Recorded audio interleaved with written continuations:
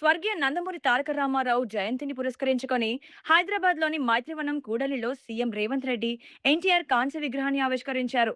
ఈ సందర్భంగా ఆయన మాట్లాడుతూ తెలుగు వారికి ఆత్మగౌరవం నేర్పిన మహానీయుడి విగ్రహాన్ని ఆవిష్కరించే అవకాశం రావడం తనకు జీవితకాలం గుర్తుండిపోతుందని భావోద్వేగానికి లోనయ్యారు. Telangana Congress political affairs committee సమావేశంలో ఓటర్ల జాబితా ప్రత్యేక సవరణ చర్చించారు. రాబోయే రోజుల్లో కేవలం అర్హులైన నిజమైన ఓటర్లు మాత్రమే జాబితాలో ఉండేలా చూసేందుకు సమర్థవంతమైన చర్యలు తీసుకోనున్నట్లు మంత్రి గడ్డం వివేక్ తెలిపారు. తెలంగాణ పౌర సరఫరాల శాఖ మంత్రి ఉత్తమ్ కుమార్ రెడ్డి, ఐటీ శాఖ మంత్రి దుద్దిళ్ల శ్రీధర్ బాబు పెద్దపల్లి జిల్లాలో కీలక పర్యటన చేశారు.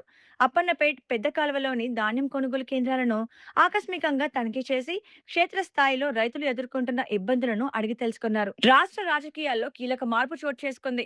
సీనియర్ నేత మాజీ మంత్రి బోడ జనార్దన్ తెలంగాణ రక్షణ సేవ పార్టీలో చేరారు. హైదరాబాద్ లో జరిగిన ప్రత్యేక కార్యక్రమంలో పార్టీ అధ్యక్షురాలు కవిత సమక్షంలో ఆయన గులాబీ కండువా కప్పుకున్నారు. హైదరాబాద్ శివారులో ప్రతిష్టాత్మకంగా నిర్మిస్తున్న ఫ్యూచర్ సిటీ ప్రభావంతో రియల్ ఎస్టేట్ రికార్డులు బదులయ్యాయి. రావిర్యాల ప్రాంతంలో హౌసింగ్ బోర్డు నిర్వహించిన ఓపెన్ ఫ్లాట్ల వేలంలో ఒక గజం భూమి ధర ఏకంగా 83,500 పలికింది.